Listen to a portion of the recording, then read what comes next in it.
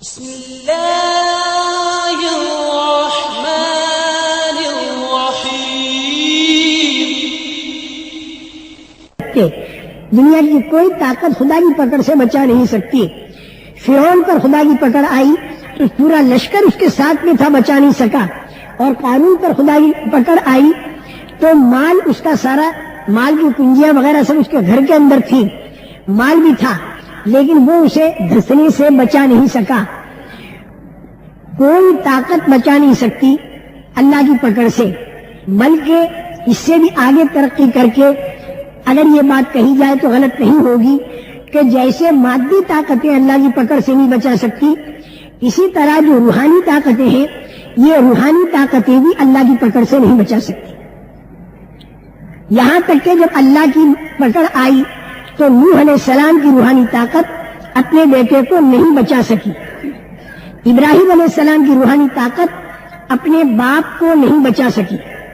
یہ یاد رکھنا، روحانی طاقتوں کا کام اللہ کی پکڑ سے بچانا نہیں۔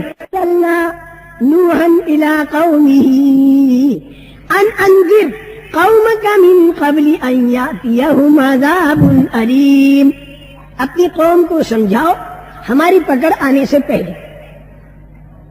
950 سال تک سمجھایا، لیکن جب پکڑ آئی تو پھر قوم کو تو کیا بچاتے، خود اپنے بیٹے کو بھی نہیں بچا سکے۔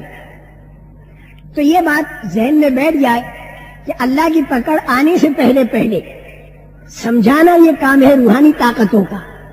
اور یہ بھائی جماعتوں کی جو نقل و حرکت ہے یہ بھی پوری دنیا کو اللہ کی پکڑ سے بچانے کے لیے، پوری دنیا اللہ کی پکڑ سے بچ جائے۔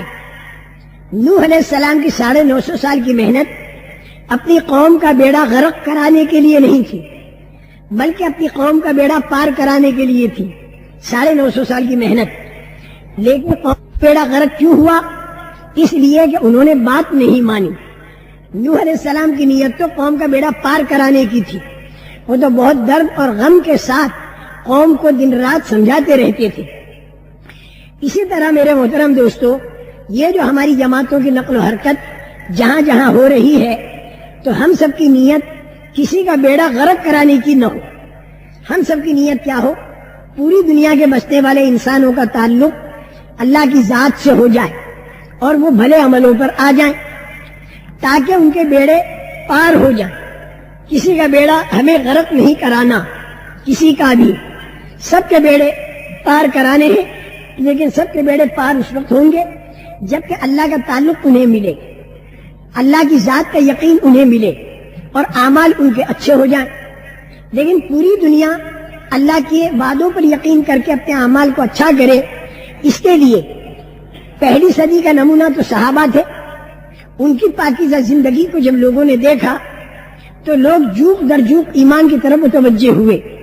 اور آج کے زمانے میں پوری دنیا کے بسنے والے انسان اگر ان کلمہ پڑھنے والوں کی زندگی کو پاکیزہ دیکھیں گے، ان کی ایمان کی طاقت کو دیکھیں گے اور ان کے اعمال کے بھلا ہونے کو دیکھیں گے تو اللہ کی ذات سے امید ہے کہ ان کا رخ اللہ کی طرف ہوگا۔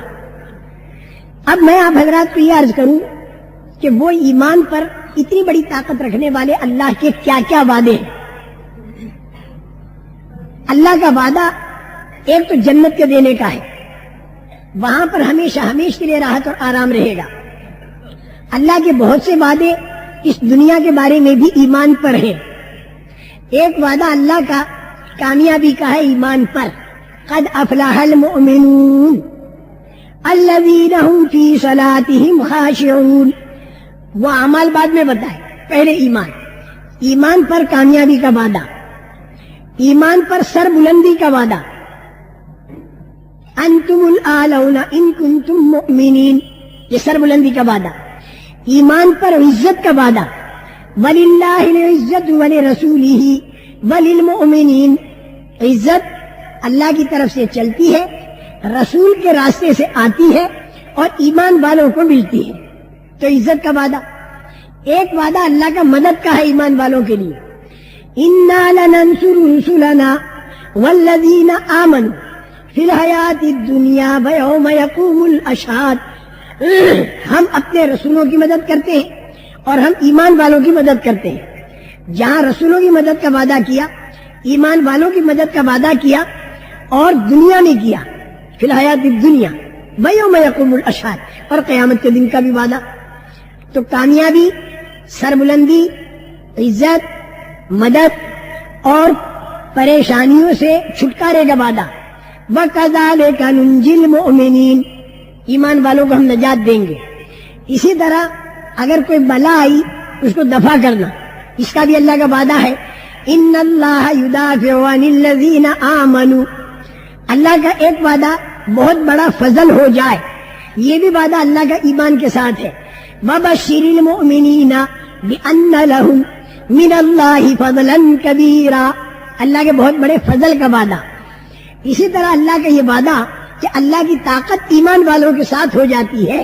وَأَنَّ اللَّهَ مَعَ الْمُؤْمِنِينَ، یہ سارے وعدے اللہ کے ایمان پر ہیں.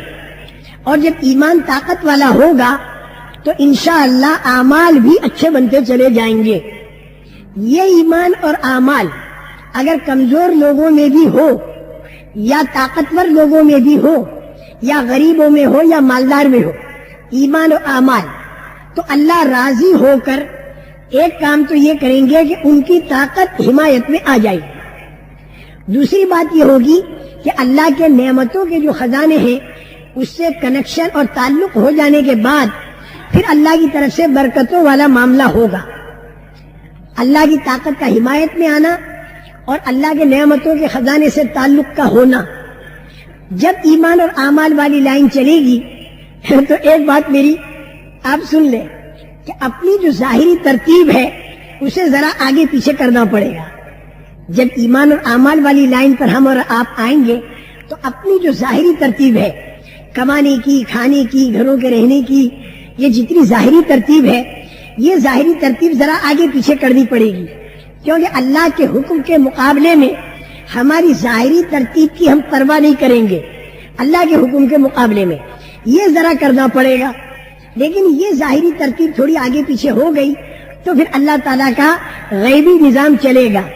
پھر غیبی نظام سے اللہ ضرورتوں کو پورا کرے گا اور غیبی نظام سے اللہ پریشانیوں کو ختم کرے گا اور غیبی نظام سے اللہ اپنے دین کو پھیلائے گا اور اس میں ان کام کرنے والوں کو استعمال کرے گا. یہ اللہ کرے گا غیبی طریقے پر. دیکھو جو ظاہری ترتیب ہے نا اس میں تو بھائی دیکھو سیدھی صاف بات، اللہ پورے عالم کا رب ہے. تو ظاہری ترتیب میں تو اللہ پاک کی عام طور سے معاملہ سب کے ساتھ عموماً برابر برابر. کتنا ہی خراب آدمی اور کتنا ہی بگڑا ہوا آدمی، خدا نخواستہ اللہ کی شان میں گستاخیاں کرنے والا آدمی، اگر وہ بھی دودھ کے جانور پالے گا تو اللہ اسے دودھ دیں گے. انڈے کے جانور پالے گا تو اللہ انڈے دیں گے. زمینوں پر محنت کرے گا تو اللہ کھیتیاں، پھل فروٹ، ترکاریاں یہ سب دیں گے. یہ نہیں کہیں گے کہ تو بگڑا ہوا ہے تو تیری کھیتی میں اناج نہیں ہونے دوں گا. ظاہری ترتیب میں تو اللہ تعالیٰ سب کے ساتھ عام طور سے ایک جیسا معاملہ. دیندار آدمی ہل چلائے تو اسے اناج دے دیں گے، بے دین چلائے تو اناج دے دیں گے.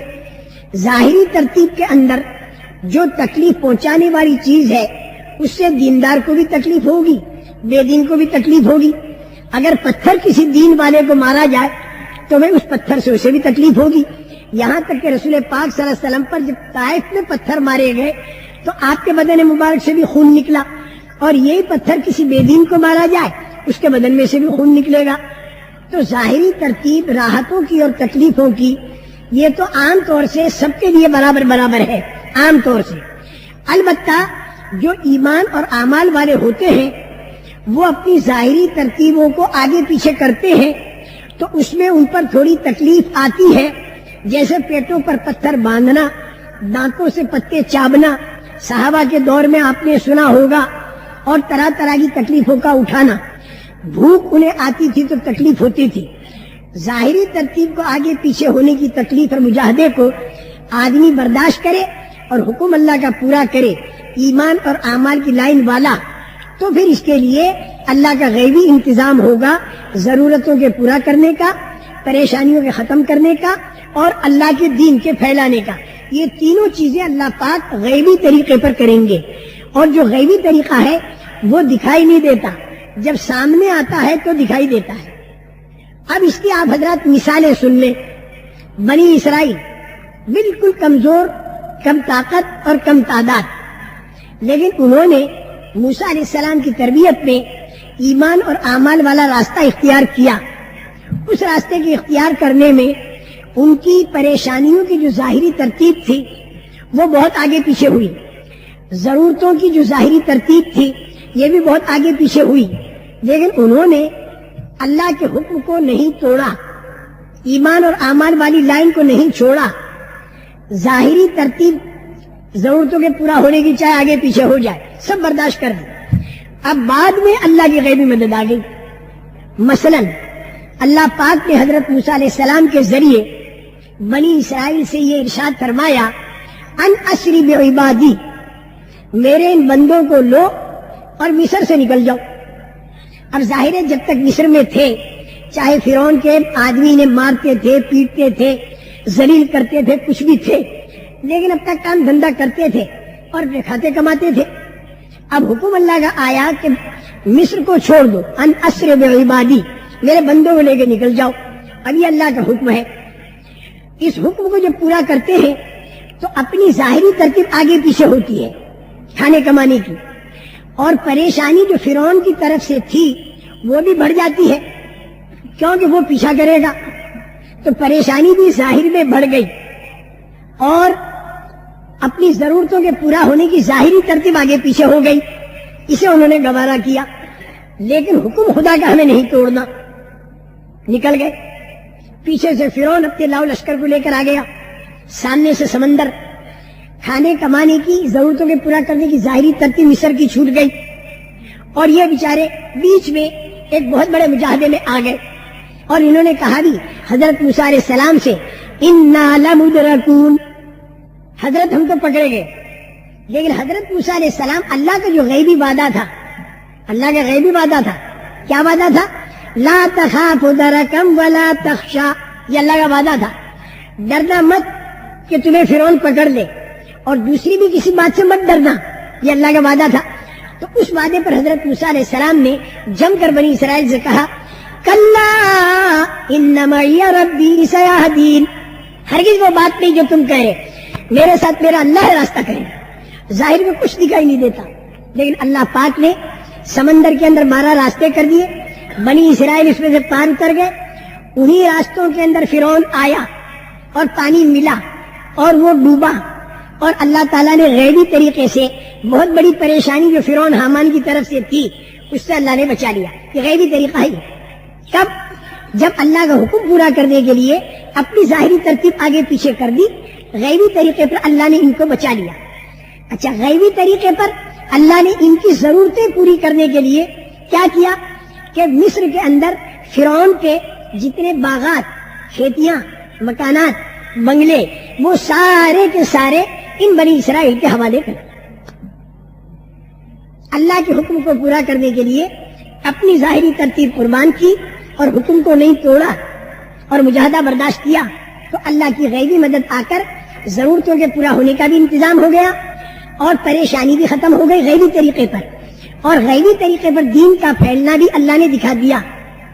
جو فرعون کے حامی بن کر جادوگر آئے تھے اور انہوں نے موسیٰ علیہ السلام کا جب معجزہ دیکھا تو وہ جادوگروں نے کلمہ پڑھ لیا، ان کو دیکھ کر 6 لاکھ کا مجمع اس نے بھی کلمہ پڑھ لیا، تو غیبی طریقے پر اللہ کا دین بھی پھیلا۔ فرعون کے مر جانے کے بعد بنی اسرائیل کی نسل کے اندر ہزاروں کی تعداد میں نبی آئے اور ان کے ہاتھوں اللہ کا دین پھیلا۔ یہ تینوں باتیں اللہ کے غیبی نظام سے ہوئی، ضرورتوں کا پورا ہونا، پریشانیوں کا ختم ہونا اور دین کا پھیلنا، یہ تو ہوا دنیا میں۔ اور مرنے کے بعد کیا ہوا؟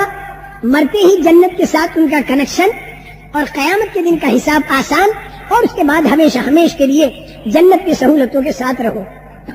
ایک کام ہو گیا، یہی بنی اسرائیل جب فرعون ڈوب چکا، اس کے بعد ان پر ایک دوسرا حکم آیا کہ یہ تو تمہارا وطن اصلی نہیں، مصر، شام سے آ کر بسے ہو یہاں، کیونکہ حضرت یوسف علیہ السلام فلسطین سے آ کر بسے تھے یہاں۔ اب تمہارا جو اصلی وطن ہے شام، بیت المقدس وغیرہ، اب تم لوگ وہاں چلو اور وہاں پر لوگ خراب قسم کے، سرکش قسم کے قبضہ کیے ہوئے ہیں دین کو مٹانے والے. تو ان دین کے مٹانے والوں کو تم وہاں سے جدا کر دو تاکہ تم وہاں پر اللہ کے دین کو پھیلا سکو اور لوگوں کا اللہ سے تعلق جوڑ سکو.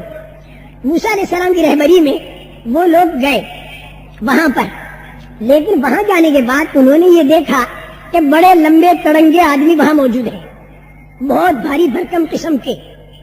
حضرت موسیٰ علیہ السلام نے اللہ کا وعدہ سنایا کہ تم داخل ہو جاؤ، مدد اللہ کی آئے گی. لیکن یہاں ان سے کیا چوک ہوئی کہ اللہ کے حکم کو نہ دیکھا بلکہ ظاہری ترتیب کو دیکھا. ظاہری ترتیب کیا تھی؟ اتنے لمبے تڑنگے آدمیوں سے اگر ہم مقابلہ کریں گے تو یہ ہم کو پیس دیں گے. دوسری بات انہوں نے کیا دیکھی کہ فرعون جیسا روڑا ختم ہوا، چین کے ساتھ مصر میں رہ کر زندگی بسر کرتے. اب یہ دوسری بات آ گئی، اب ان سے مقابلہ کرو، ان سے مقابلہ کرنے کے جائیں گے تو یہ تو ہمیں پیس دیں گے. اس بنا پر انہوں نے ظاہری ترتیب پریشانی کی دیکھی اور حکم چھوڑ دیا، ظاہری ترتیب ضرورتوں کے پورا کرنے کی مصر والی دیکھی اور حکم چھوڑ دیا. اور انہوں نے حضرت موسیٰ علیہ السلام سے کہہ دیا اذهب انت وربک فقاتلا انا ہاہنا قاعدون. اللہ کے نبی آپ اور آپ کا پروردگار کر لو جو کرنا ہے، ہم تو یہاں سے واپس جائیں گے، ہم تو واپس جائیں گے. ہمارا جیسے آج کل ہمارا تو واپسی کا ٹکٹ ریزرویشن ہو چکا ہے، ہم تو واپس جائیں گے. انہوں نے یہ کہا کہ ہم تو واپس جائیں گے، لیکن وہاں کھلا ہوا حکم تھا، اسے چھوڑا. کیوں؟ تاکہ ظاہری ترتیب میں فرق نہ آئے. اور دیکھو پہلے کیا تھا، ظاہری ترتیب میں فرق آیا لیکن حکم نہیں چھوڑا تو دیکھیں غیبی مدد آئی تینوں لائن کی. یہاں پر حکم کے مقابلے میں ظاہری ترتیب کو دیکھا اور ظاہری ترتیب کی رعایت میں وہ لوگ پیچھے ہٹ گئے اور حکم چھوڑ دیا. جب حکم اللہ کا چھوٹتا ہے تو پھر میری بات کو یاد رکھو، ظاہری ترتیب میں رہ کر آدمی پریشانیوں کا شکار ہوتا ہے اور ضرورتوں کے پورا ہونے میں خلل آتا ہے اور دین کا پھیلنا بند ہو جاتا ہے. یہ تین نقصان ہوتے ہیں. جب آدمی ظاہری ترتیب کو دیکھ کر اللہ کا حکم چھوڑ دے تو ظاہری ترتیب تو اس نے قائم کی تھی پریشانیوں کے دور کر دے گی، لیکن اللہ کا مقابلہ کیسے کر سکے؟ وہاں سے تو پریشانیاں آئیں. ظاہری ترتیب کو اس نے رعایت کی تھی تاکہ میری ضرورتیں خود پوری کروں، لیکن اللہ کی طرف سے ضرورتوں کے پورا ہونے میں خلل کر دیا. اسی بنا پر دین کا پھیلنا بھی بند ہو گیا. اب یہ واپس ہو گئے. میدان تیہ جس کو صحرائے سینا کہتے ہیں، فاصلہ اس کا زیادہ لمبا چوڑا نہیں، لیکن اللہ پاک کی جب عنایت ہٹ گئی تو وہ فاصلہ جو چند دنوں میں طے ہوتا وہ 40 سال لگ گئے وہاں پر، اور اپنے وطن یعنی اپنے مصر میں نہیں پہنچ سکے. ذہن کیا تھا؟ فرعون تو گیا، مزے سے رہیں گے، ان سے کون مقابلہ کرے. لیکن یہ نہیں دیکھا کہ کرتا دھرتا جو اللہ ہے اس کا حکم چھوٹنے کے بعد اگر اس کا فیصلہ پریشانیوں کا آئے گا تو پورا ملک مصر میں کیسے راحت دے گا. 40 سال ہو گئے، 40 سنہ، 40 سال گھومتے رہے، مصر تک نہیں پہنچ سکے. لیکن چونکہ اللہ کے نبی حضرت موسیٰ حضرت ہارون علیہ السلام ان کے ساتھ بغرض تربیت تھے، یہ تو سارے بطور سزا کے تھے اور یہ دونوں نبی بطور ان کی تربیت کے تھے. ان کی وجہ سے اللہ تعالیٰ ان نبیوں کی برکت سے غیبی مدد واپسی میں بھی کی، من اور سلوا دیا، پتھر میں سے 12 چشمے نکلے، یہ سب کچھ ہوا. لیکن مصر لوٹ نہیں سکا ان میں کے سارے اسی میدان کے اندر ان کی موتیں آئیں، اسی میدان کے اندر ان کے بچے بھی پیدا ہوئے، بچے بڑے بھی ہوئے، پلے بھی، سب کچھ ہوا. لیکن وہ سارا مجمع میدان تیہ کے اندر 40 سال کے اندر مر کے اپنی قبر کے اندر گیا، مصر تک نہیں پہنچ سکا. حضرت موسیٰ علیہ السلام، حضرت ہارون علیہ السلام، ان کی بھی موت کا وقت آیا تو اسی میدان میں وہ بھی اللہ کو پیارے ہو گئے. اور بعد میں حضرت یوشع علیہ السلام، ان کے ہاتھوں ان کی اولاد یہ جو مر گئے بنی اسرائیل، ان کی اولاد جوان ہوئی اور یوشع علیہ السلام کے ساتھ جا کر پھر وہ کام کیا اور وہ ملک فتح ہوا اور وہاں پر دین کی فضائیں قائم ہونے کی اللہ نے ترتیب کی. 40 سال کی تاخیر کیوں ہوئی؟ کہ انہوں نے ظاہری ترتیب کو دیکھا، اللہ کے حکم کو نہیں دیکھا. بات میری سمجھ میں آ رہی نا آپ حضرات کے؟ ہم لوگ ایمان اور اعمال کی لائن کے جو اللہ کے حکم ہیں اس کو دیکھ کر اگر چلے، اور اس میں اتنا مجاہدہ ہم لوگوں نے کر لیا کہ ظاہری ترتیب کا آگے پیچھے ہونا اسے ہم نے گوارا کر لیا، تو آج بھی اللہ اسی طاقت کے ساتھ ہے، یہ تینوں کام کریں گے۔ غیبی طریقے پر ضرورتوں کا پورا ہونا، غیبی طریقے پر پریشانیوں کا دور کرنا، غیبی طریقے پر دین کے پھیلانے میں ہمیں اور تمہیں اللہ اپنے کرم سے استعمال کر لے، محتاج نہیں۔ جماعتوں کے پھرے بغیر وہ دلوں کے رخ کو اللہ کی اپنی طرف پھیر سکتا ہے، وہ قادر مطلق ہے، لیکن چونکہ وہ نوازنا چاہتا ہے اس بنا پر دین کی محنت کراتا ہے اور پھر دلوں کو پھیرتا ہے تاکہ ان محنت کرنے والوں کو اس کا ثواب ملے اور یہ میرے خزانوں سے نوازے جائیں۔ جو ہم لوگوں کو محنت کا مکلف کیا، ایمان اور اعمال کی محنت کا جو اللہ پاک نے ہم کو مکلف کیا، وہ اس لیے نہیں کیا کہ ہماری محنت کے بغیر اللہ کسی کا دل پھیر نہیں سکتا، نہیں، وہ قادر مطلق ہے، وہ پھیر سکتا ہے، لیکن وہ چونکہ ہمیں اپنے خزانوں سے نوازنے کا فیصلہ کیے ہوئے ہے تو نوازنے کے لیے ہم سے محنتیں کراتا ہے۔ جیسے بدر میں پورا غیبی انتظام اللہ کا سامنے آ چکا تھا، فرشتے اتر چکے تھے، حضرت جبریل اتر چکے تھے، رسول پاک صلی اللہ علیہ وسلم نے یہاں تک بتا دیا تھا کہ ابو جہل یہاں پچھڑے گا، فلاں یہاں پچھڑے گا، فلاں یہاں پچھڑے گا، بالکل پکی بات تھی۔ جس وقت مکے کے بے ایمانوں نے ایک دم سے ایمان والوں کے اوپر حملہ کر دیا کہ یہ تو ہے بغیر تیاری کے، ہم ہیں پوری تیاری کے ساتھ، ہم ہیں زیادہ تعداد میں، یہ لوگ ہیں کم تعداد میں، تو چلو ایک دم سے ان کو ختم کر دو، اس نے پورا حملہ کر دیا۔